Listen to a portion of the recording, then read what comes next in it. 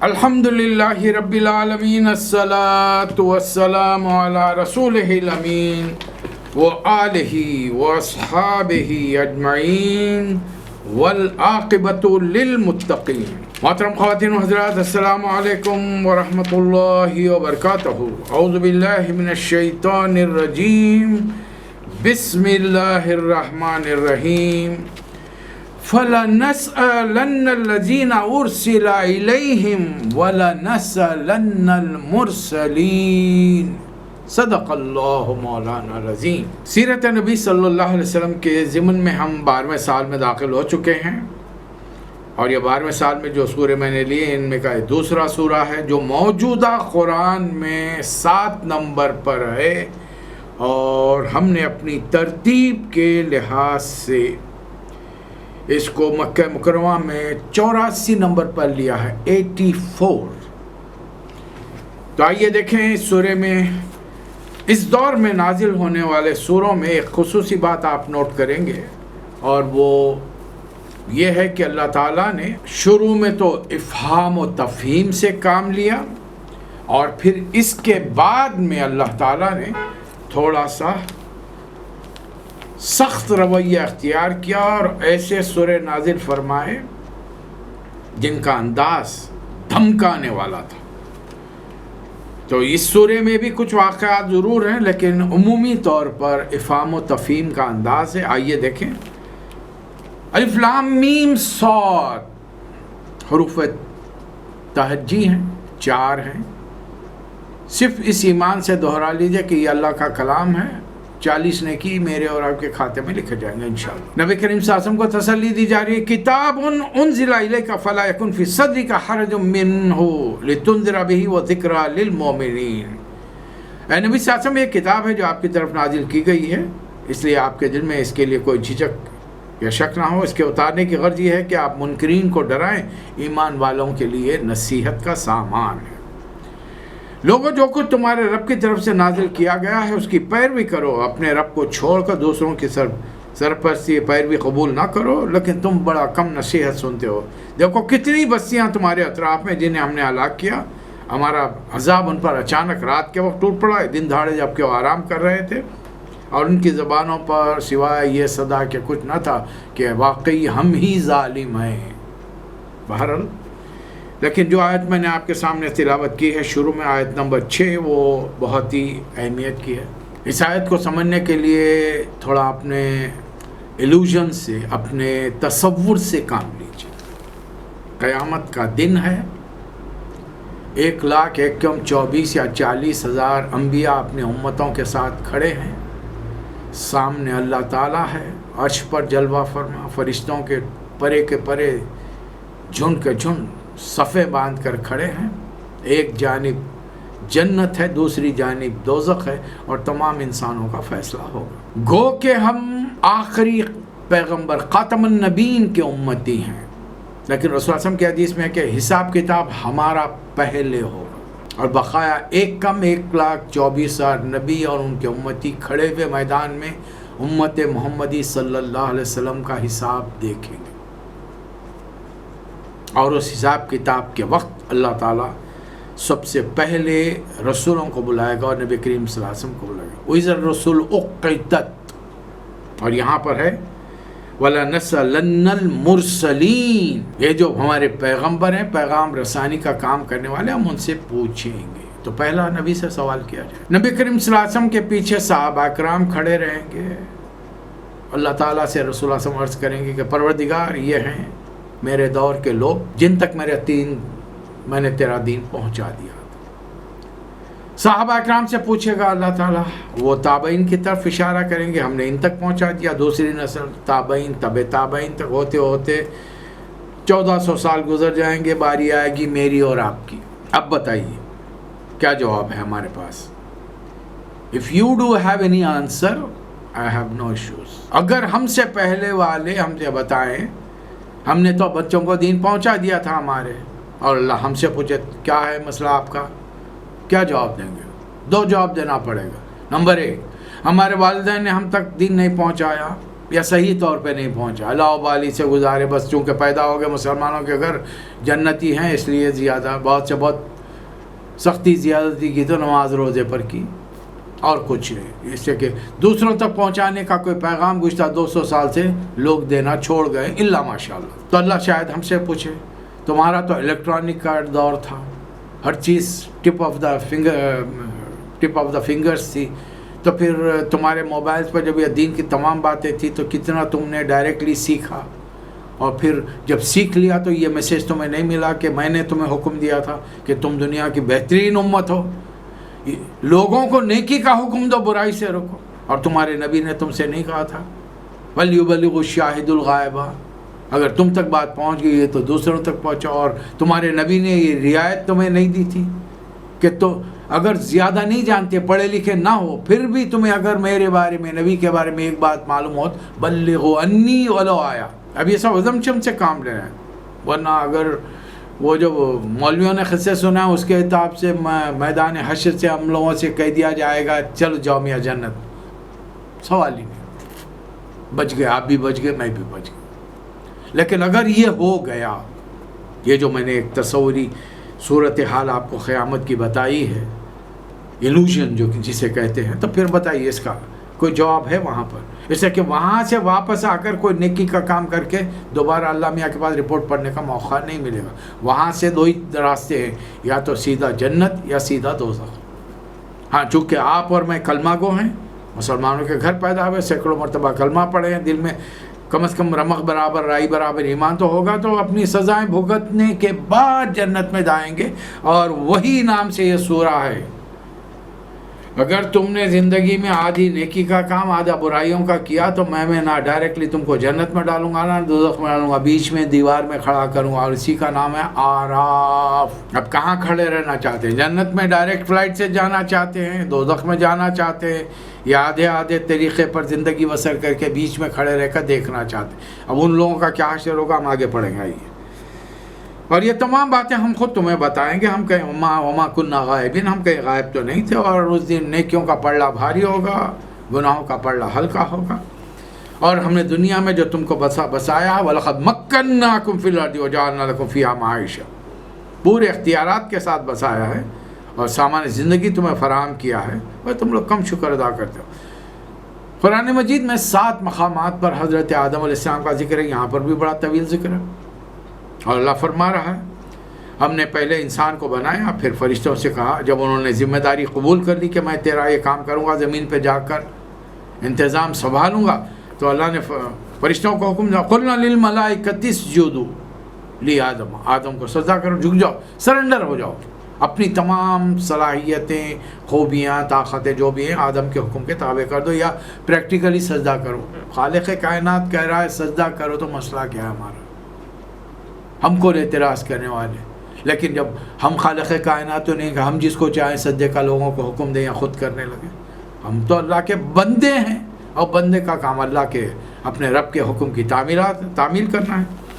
تو سارے کے سارے فسجدوا الا ابلیس، سارے کے ساری مخلوقات جھک گئیں سوائے ابلیس کے۔ اللہ نے پوچھا ما منعک الا تسجد اذ امرتک، کیا ہوا بھائی تجھے، میں نے تجھے حکم دیا تھا، تو مجھے رب تو مان رہا لیکن میرا حکم نہیں مان رہا۔ قال انا خیر منہم، یہ غرور، تکبر، اور یہ آج انسانوں میں بہت ڈر آیا ہے، 4 پیسے آ گئے، ذرا اونچی کرسی مل گئی، اپنے آپ کو خدا سمجھ لیں، یہ بڑا بہت مسئلہ ہے۔ کسی کو اپنے سے حقیر جاننے کا مطلب یہ ہے کہ وہ آدمی کے دل میں کبر ہے، اور جس کے دل میں رسول اللہ صلی اللہ علیہ وسلم نے فرمایا رائی برابر کبر ہے، وہ جنت میں داخل نہیں ہوگا، اس لیے کہ کبر اللہ کی چادر ردا ہے، اور جو آدمی کبر کرتا ہے وہ اللہ کی چادر کھینچنے کی کوشش کرتا ہے کہ پروردگار خلقتنی من نار خلقتہ من طین، تو نے مجھے آگ سے بنایا اور آدم کو مٹی سے بنایا۔ اللہ نے فرمایا تو دھتکارا ہوا ہے، نکل یہاں سے۔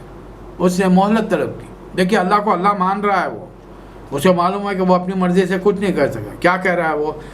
انذرنی الی یوم یبعثون، البتہ تھوڑی سی معلومات زیادہ ہے کہ یہ کائنات اچانک بنی ہے، میرا وجود بھی آیا ہے اچانک، تمام مخلوقات اچانک بنی، اور ایک دن یہ سب ختم ہو جائے گا سلسلہ، تو اس خاتمے کے دن تک مہلت مانگ رہا ہے۔ اللہ نے جواب میں فرمایا انک من المنذرین، ہم تیرا انتظار کریں جا۔ اب اللہ کے سامنے اس کی جرت دیکھیے اور انسان سے اس کی عداوت دیکھیے. یہ حسد ہے.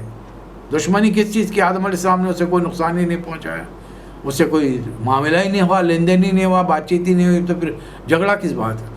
اسے غصہ اس بات کا ہے کہ میری قابلیت کو اللہ خود جانتا ہے. اسے چاہیے تھا کہ بغیر کسی اور مخلوق سے سوال کرے کہ یہ ذمہ داری مجھے سونپے, لیکن اللہ نے سب کے سامنے آفر کر دیا اور آدم علیہ السلام نے آگے بڑھ کر قبول کیا, تو اس کو آگے جلن. اب اس جلن کا اظہار, حسد کا اظہار یوں کر رہا ہے کہ فَبِمَا أَغْوَيْتَنِي لَأَقْعُدَنَّ لَهُمْ صِرَاطَكَ الْمُسْتَقِيمَ. پروردگار تو نے مجھے گمراہ کیا. اللہ پر الزام لگا رہا ہے, نعوذ باللہ من ذالک. اس لیے میں اب ان کی گھات میں لگا کر انہیں گمراہی میں مبتلا کروں گا اور ان پر حملہ کروں گا. من بین ایدیہم ومن خلفہم وعن ایمانہم وعن شمائلہم, آگے سے, پیچھے سے, دائیں سے, بائیں سے, اور ولا تجد اکثرہم شاکر, ان میں کی بڑی تعداد تیری نافرمان بنے گی. اور آج اس میں کوئی شک نہیں, اپنے الفاظ کے اعتبار سے شیطان کامیاب ہے, ابلیس کامیاب ہے. کیسے؟ آج کی دنیا 7 بلین 700 کروڑ 7 ارب انسان زندہ ہے, جن میں سے 25% اگر مان لے رسول اللہ علیہ وسلم کے امتی ہیں اور یہ سارے جنت میں جا رہے ہیں, تو دوزخ میں کتنے جا رہے ہیں؟ 75%. کون کامیاب ہے؟ اب یہ کامیابی کو سامنے رکھیے اور قیامت کے دن رسول اللہ صلی اللہ علیہ وسلم ہم سے پوچھیں گے کیا کام کر کے آئے؟ شیطان تو اپنا کام کر رہا تھا, تم میرے امتی تھے, اللہ کے بندے تھے, تم یہ کام کیوں نہیں کرے؟ لوگوں کو جو شیطان دوزخ میں لے جانے والا تھا ان کو بچانے کے لیے جس کا خاص ٹارگٹ دے کر اللہ نے مجھے رحمت للعالمین بنا کر بھیجا تھا, یہ کام میرا تم نے کیوں نہیں کیا؟ کوئی جواب ہے تو مجھے بتا دیں. یہ بات چیت ہو رہی ہے, آدم علیہ السلام سن رہے ہیں اور صاف صاف اللہ تعالیٰ فرما رہا ہے یا آدم اسکن انت وزوجک الجنہ. ایک اور جگہ پہ قرآن میں اللہ نے فرمایا یا آدم انہ عدو لک ولی زوجک. جنت میں جانے سے پہلے اے آدم یہ آپ کی بیوی کا بدترین دشمن ہے, ذرا اس سے بچ کے رہنا, یہ صرف وسوسے ڈال کر آپ کو اور خلائے گا. بہرحال اور جب جنت میں بھیجا تو فرمایا کہ فَكُلَا مِنْ حَيْثُ شِئْتُمَا, جو چاہے یہاں سے کھاؤ پیو رہو گھومو پھرو, لیکن ایک درخت کے قریب نہیں جانا, جاؤ گے تب پھر تم اپنے آپ پر ظلم کرو گے. اب شیطان اندر پہنچ گیا. اب اس کا انداز دیکھیے, وہ خاصمہما انی لکما لمن الناصحین. اللہ کی قسمیں کھا کر کہہ رہا ہے کہ آپ, اللہ نے تو صرف اتنا فرمایا نا یہ درخت کے قریب مت جاؤ, پھل مت کھاؤ. میں بتاؤں اس کے راز کیا ہے؟ اگر وہ کھا لو گے الا ان تکون ملکین او تکون من الخالدین, یا تو تم لوگ دونوں فرشتے بن جاؤ گے, ہمیشہ ہمیشہ کی زندگی مل جائے گی. اب ڈر آپ کو مجھے اس لیے ہے کہ زندگی مختصر ہے, واپس جانا ہے, پھر حساب کتاب ہوگا. اب ہمیشہ کی زندگی ملے تو حساب کتاب کدھر رہے گا؟ فرشتے ہی بن گئے تو گناہ کا تصور ہی نہیں ہے. کیا تڑی دیا ہے دیکھیے ہمارے ان تمام انسانوں کے باپ اور ماں کو. اب دونوں ملے بیٹھے, سوچنا شروع کیا. فَدَلَّهُمَا بِغَرُورٍ, دونوں کو اپنے ڈھپ پر لایا. تو دونوں نے کیا کیا؟ فَلَمَّا ذَاقَا الشَّجَرَةَ, دونوں نے پھل چکھ لیا. اب دنیا کی ہر قوم نے اس بارے میں عورت کو الزام دیا ہے, اس کو گنہگار ٹھہرایا ہے, اس لیے پوری قدر و منزلت عورت کی قدموں تلے رون دی ہے. اس کے برخلاف اسلام نے عورت کو صحیح مقام دیا, اصل مقام دیا, اور بتایا کہ یہ غلطی عورت سے نہیں ہوئی, تنہا دونوں سے ہوئی. جیسے ہی دونوں نے پھل چکھا, فوری دونوں کے اللہ کی رحمت نے جو ڈھانک رکھا تھا دونوں کو, تو دونوں کے سطر ایک دوسرے سے چھپے ہوئے تھے, جسم نظر نہیں آ رہے تھے. لیکن پھل چکھنے سے فَبَدَتْ لَهُمَا سَوَاتُهُمَا وَطَفِقَا يَخْصِفَانِ عَلَيْهِمَا مِنْ وَرَقِ الْجَنَّةِ. جیسے ہی پھل چکھا اللہ کی رحمت ہٹ گئی. اب دونوں کے جسم ایک دوسرے کو نظر آنے لگے بغیر لباس کے. میں کہاں پہ ایک سوال کرتا ہوں, کون ہے جنت میں؟ کسی تیسرے انسان کا تو ابھی وجود ہی نہیں آیا. مخلوقات میں دوسرے ہیں, سب اللہ کے فرما بردار متی, ادھر تو کوئی نظر اٹھا کے دیکھ رہا نہیں. فرشتے ایسی جگہ پہ جاتے نہیں جہاں پر انسان برا نہ ہو. تب جنت میں ہے کون؟ دونوں ہیں. اور دونوں کون ہیں؟ میاں بیوی ہیں. اللہ خود فرمانا یا آدم اسکن انت و زوجک الجنہ, میاں بیوی ہیں, تو شرمانے کی کیا بات ہے؟ انسان کے مزاج میں اللہ تعالیٰ نے شرم رکھی ہے، اور شیطان انسان کو شرم سے ہٹا کر بے حیائی کے کاموں میں لے جاتا ہے۔ اسی لیے رسول صلی اللہ علیہ وسلم نے فرمایا الحیاء شعبۃ من الایمان، شرم و حیا ایمان کا حصہ ہے، جس میں حیا نہیں وہ اسلام کے ہمارے کسی کام کا نہیں۔ اب بتائیے، اس لیے مزاجن جو شرم و حیا انسان کے اندر داخل ہے، فطرت میں ہے، حضرت آدم اور حضرت حوا نے جنت کے پتوں کو لے کر وَاتَّفِقَا يَخْصِفَانِ عَلَيْهِمَا مِن وَرَقِ الْجَنَّةِ، جنت کے پتوں کو لے کر اپنے آپ کو ڈھانکنا شروع کر دیا۔ اب ادھر سے اوپر سے آواز ہے وَنَادَاهُمَا رَبُّهُمَا، یہ ڈبل کا صیغہ ہے، اللہ دونوں سے خطاب کر رہا ہے اور فرما رہا ہے الم انہاکما عن تلکما الشجرہ، تم دونوں کو میں نے منع کیا تھا اس درخت کے قریب جانے سے، وَلَمْ أَقُلْ لَكُمَا إِنَّ الشَّيْطَانَ لَكُمَا عَدُوٌّ مُبِينٌ، اور تم دونوں کو میں نے ایڈوانس میں بتا نہیں دیا تھا یہ شیطان تمہارا بدترین دشمن ہے۔ اب بتائیے کیا جواب ہے اس کا؟ دونوں سے غلطی ہوئی ہے۔ اب آسمانوں ہی پر حضرت آدم علیہ السلام نے توبہ کے کلمات اللہ سے سیکھے، یہ سورہ بقرہ میں آیا، فَتَلَقَّى آدَمُ مِن رَّبِّهِ کلمات، آدم نے اللہ سے توبہ کے کلمات سیکھے۔ کلمات کیا تھے؟ سورہ اعراف میں ہے رَبَّنَا ظَلَمْنَا أَنفُسَنَا وَإِن لَّمْ تَغْفِرْ لَنَا وَتَرْحَمْنَا لَنَكُونَنَّ مِنَ الْخَاسِرِينَ، اے اللہ ہم نے اپنے اوپر ظلم کیا ہے، اگر تو ہم سے درگزر نہ فرمایا اور ہمیں معاف نہ کیا تو ہم تباہ ہو جائیں، ہم پر رحم نہیں کیا تو ہم تباہ ہو جائیں۔ تو اللہ تعالیٰ فرما رہا، اللہ نے معاف کیا، فَتَابَ عَلَيْهِ، اللہ نے معاف فرمایا۔ سورہ طٰہٰ میں بھی یہی باتیں آیت نمبر 118 کے اندر بیان کی گئی۔ توبہ قبول کرنے کے بعد اللہ اب حکم دے رہا ہے قُلْنَا اهْبِطُوا بَعْضُكُمْ لِبَعْضٍ عَدُوٌّ وَلَكُمْ فِي الْأَرْضِ مُسْتَقَرٌّ وَمَتَاعٌ إِلَىٰ حِينٍ، اتر جاؤ، تم لوگ آپس میں ایک دوسرے کے دشمن ہو، ایک خاص مدت تک زمین میں رہنا ہے اور تمام سامان زندگی وہاں پر ملے گا۔ اب بتائیے، اب یہ جتنے سارے قصے ہیں، کہانیاں ہیں، آدم علیہ السلام زمین پہ آ گئے تو حضرت حوا کو ڈھونڈتے پھر رہے ہیں، اللہ سے توبہ کریں، 300 سال بعد نبی کریم صلی اللہ علیہ وسلم کا نام لے کر توبہ کی، وغیرہ وغیرہ جو بھی ہے۔ اب قرآن کے اس اسٹیٹمنٹ کے بعد میں اب کیا ان روایات کی حیثیت رہ جاتی ہے، اس پہ آپ غور کیجئے۔ پھر اللہ نے ہمیں سکھایا، بتایا رہنا تمہیں یہی ہے، فیہا تحیون و فیہا تموتون، یہی جینا ہے تمہیں، مرنا بھی یہی ہے، ومنہا تخرجون، یہ جو کھا پی کے ہم بیکار بیجوں کو پھینک دیتے ہیں نا، دوبارہ انہی سے زمین میں فصلیں ہوتی ہیں۔ اللہ فرما رہا ہے یہیں رہو گے تم زمین میں، یہیں تمہاری موت ہوگی، اور زمینی میں گاڑو گے یا جلا دیو جا کے جو بھی جو قوم اپنا کام کرتی ہے، لیکن اسی زمین سے میں تمہیں اٹھاؤں۔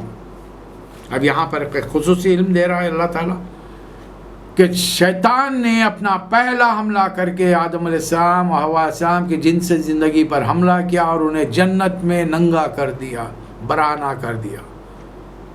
اللہ نے اس کے لیے آدم علیہ السلام کو حکم دیا ہے، یا بنی آدم، ہمیں حکم دیا اے آدم کی اولاد، قد انزلنا علیکم لباس یواری سواتکم وریشا ولباس التقوی ذالک خیر۔ اب بولیے، ہم نے لباس نازل کیا ہے تمہیں۔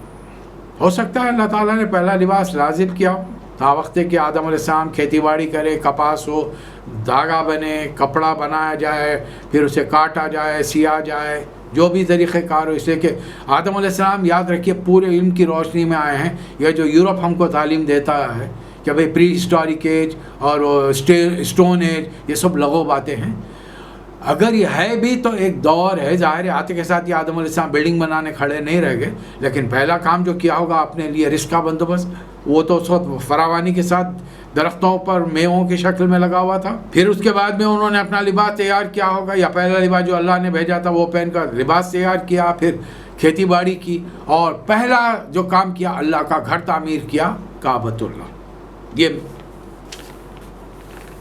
سوچنے کے لیے آپ کے تو اللہ یہاں فرما رہا ہے یہ لباس تقوی کا لباس۔ یہ لباس ایسا نہیں کہ مالدار ہیں تو ہر قسم کے تڑک بھڑک کے لباس پہنے، لباس میں احتیاط ہونی چاہیے۔ لباس پہن کر آدمی باوقار نظر آئے، لچر چھچورا بیہودہ نظر نہیں آئے۔ آج کل کے بڑے بڑے عمر رسیدہ بڑی بڑی داڑھی والوں کو دیکھا ہے، ٹائٹ جینس پہنے ہوئے باہر گھومتے رہتے ہیں۔ اور بھائی اکیلے تنہائی میں جاگنگ واگنگ کریں سمجھ میں آتا ہے، بھرے پورے مقامات کے اوپر کس طریقے سے جہاں پہ تمہارے عورتیں گھر کے اندر رہتی ہیں، ان ٹائٹ لباسوں میں تمہاری پورے جسم کی حیت نظر آ رہی ہے، ان تمام چیزوں کو خود بھی پہنتے ہیں، اپنی خواتین جوان بیٹیوں کو بھی پہناتے ہیں۔ پھر اللہ حکم دے رہا ہے، آدم کی اولاد، شیطان تمہیں فتنے میں نہ ڈالے اور ایسا تمہارے ساتھ معاملہ نہیں کرے جیسا تمہارے ماں باپ کے ساتھ معاملہ کیا تھا۔ ان کے لباس اتروا دیے اور انہیں جنت سے نکلوا دیا۔ شیاطین اور اس کی ذریت تمہیں، انہو یراکم ہوا قبیلہ من حیث لا ترونہم، شیاطین کو سوائے نبیوں کے کوئی نہیں دیکھ سکتا۔ شیاطین یا جن جو اصل مخلوق ہے، اور فرشتوں کو سوائے نبیوں کے کوئی عام انسان، چاہے وہ حضرت ابوبکر صدیق رضی اللہ تعالیٰ عنہ کے درجے کا کیوں، کوئی دیکھ نہیں سکتا۔ اور یہ شیاطین فحش کے بارے میں لوگوں کو سکھاتے ہیں، اور جب لوگ فحش کرتے ہیں تو کہتے ہیں وَإِذَا فَعَلُوا فَاحِشَةً قَالُوا وَجَدْنَا عَلَيْهَا آبَاءَنَا وَاللَّهُ أَمَرَنَا بِهَا، ہمارے باپ دادا بھی کرتے تھے اور اللہ نے حکم دیا ہے۔ قُلْ اے نبی صلی اللہ علیہ وسلم کہتے ہیں إِنَّ اللَّهَ لَا يَأْمُرُ بِالْفَحْشَاءِ، بس اللہ تعالیٰ فحش چیزوں کا حکم نہیں دیتا، اللہ تعالیٰ تو نیکی کی بات بتاتا ہے۔ پھر آگے اللہ تعالیٰ ایک اور حکم دے رہا ہے، یا بنی آدم خذوا دینتکم عند کل مسجد وکلوا واشربوا ولا تسرفوا، عبادت کے موقع پر نماز کے لیے لباس اچھا پہن کر جاؤ، مساجد کو جب جاؤ تو عند کل مسجد آراستہ پیراستہ ہو کر جائیے، خوشبو لگا کر جائیے، جیسا اپنے دفتروں کو کام کی جگہ پہ جاتے ہیں تو نہا دھو کر صاف ستھرا اس طریقے کے کپڑے پہنتے ہیں، ویسا عبادت کے لیے بھی۔ اور اللہ نے ہر پاک چیز امت اسلام کے لیے حلال کی ہے۔ قل من حرم زینۃ اللہ التی اخرج لعبادہ، جتنی پاک چیزیں اللہ نے اپنے بندوں کے لیے اتاری ہیں، دنیا میں بھی وہ استعمال کرتے ہیں، خالصتاً یوم القیامہ، قیامت کے دن تو یہ تمام پاک چیزیں ایمان والوں کے لیے ہوں گی۔ اللہ نے جو چیز حرام کی ہے وہ فحش ہے، چاہے وہ چھپا ہوا ہو یا کھلا ہوا۔ ہر امت کی، ہر قوم کی ایک مہلت لکھی ہوئی ہے، اور جب مہلت آتی ہے تو پھر انہیں وقت نہیں دیا جاتا، فرصت نہیں دی جاتی۔ جن لوگوں نے ہماری آیات کو جھٹلایا، مقابلے میں سرکشی کی، ان کے دروازے کھولے نہ جائیں گے، نہ انہیں جنت میں داخل کیا جائے گا، اور ان کا جنت میں داخل ہونا اتنا ہی مشکل ہے جتنا ایک سوئی کے ناکے سے اونٹ کا گزرنا۔ سوئی کے ناکے میں سے اونٹ کیسے گزرے گا؟ یعنی یہ جتنا مشکل کام ہے، اللہ فرما رہا ہے ایسوں کا بھی داخلہ مشکل ہے۔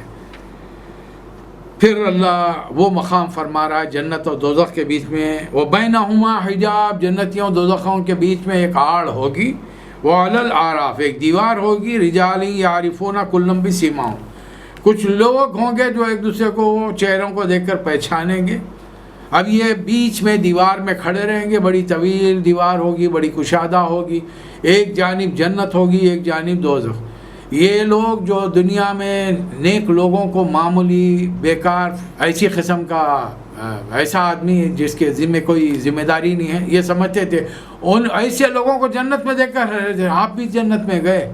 اور جن کو یہ اپنا بڑا سمجھ کر، دینی دنیاوی رہنما سمجھ کر بڑے عقیدت سے پیش آتے تھے، ان کو جب پلٹ کر دیکھیں گے تو وہ دوزخ میں نظر آئیں گے تو انہیں حیرانی ہوگی۔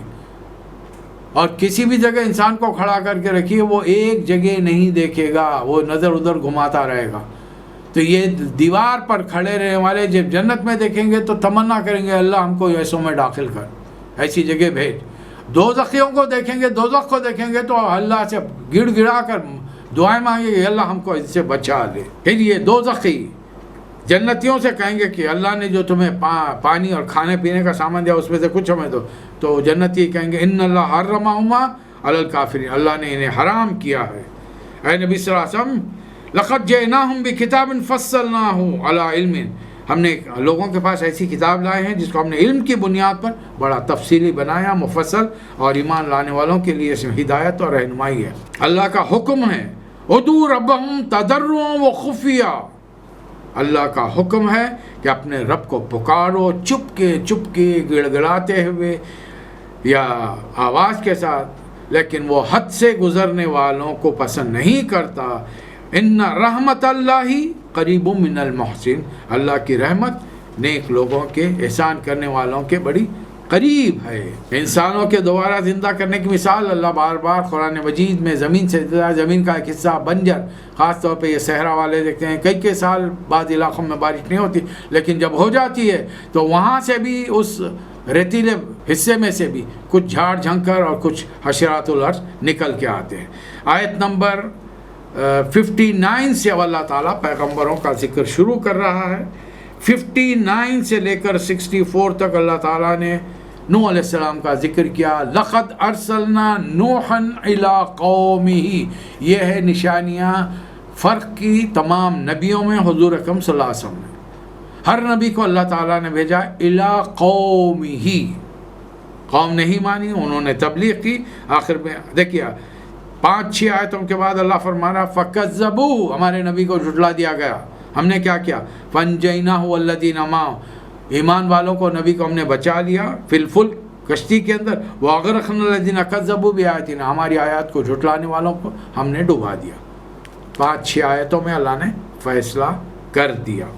اس کے دوسری قوم وَإِلَىٰ عَادٍ أَخَاهُمْ هُودٍ، ہم نے قوم عاد میں اپنے پیغمبر ہود کو بھیجا. انہوں نے اپنی کس سے کہا؟ یا قوم اعبدوا اللہ ما لکم من الہ غیر، وہ بھی اپنے قوم سے مخاطب ہے کہ صرف ایک اللہ کی بندگی کرو. کبھی کبھار آپ بھی قرآن پڑھ کر ان آیتوں پر توجہ مارک کیجئے، پہلے مارک کر لیجئے ایک ہائی لائٹر سے. کتنے جگہ پر اللہ فرما رہا ہے میری بندگی کرو من الہ غیر، دوسروں کی بندگی مت کرو. ہم کون سی بندگی کر رہے ہیں؟ کیا کیا ہمارے کام اللہ بندگی کہہ رہا ہے؟ پکارنا بندگی ہے. اپنے خوشی کے لمحات میں، اپنے غم کے لمحات میں، اپنے مصیبتوں میں، تکلیفوں میں، راحت میں، ہر لمحے اللہ کو یاد کرو. وَاذْكُرُوا اللَّهَ كَثِيرًا لَعَلَّكُمْ تُفْلِحُونَ.